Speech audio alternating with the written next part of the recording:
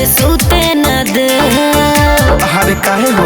ए हो बाबू चढ़ल जवानी के लूटे न दे, संग से जिया पतोहरा के सूते न दे। सोची हो न मनवा बदल जाएगा, मौका मिलो बा फायदा उठा लो रानी, ई जवानी 2 दिन में ढल जाएगा। मौका मिलो बा फायदा उठा लो रानी, ई जवानी 2 दिन में ढल जाएगा। पागल भइल बड़ा।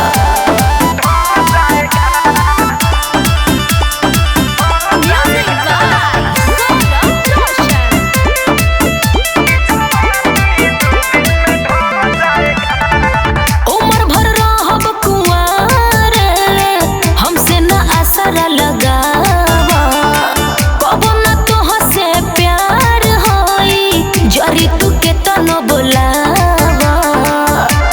अच्छा सुन तारा तू कुंहार बाबू चपले मजा ले लो पूछी, झड़ जाए जवानी तक केहू न पूछी। सटब न उम्र भले टल जाएगा,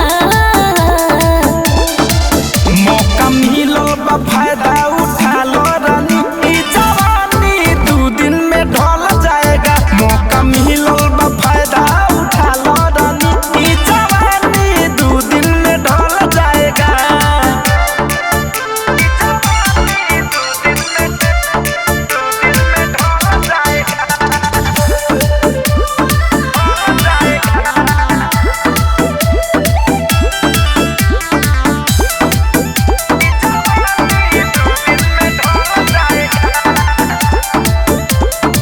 करब तू के तनो कोशिश, पूरी न तोहर सपना, नइखे जरूरत मर्द के, सुन तू बात आता ना।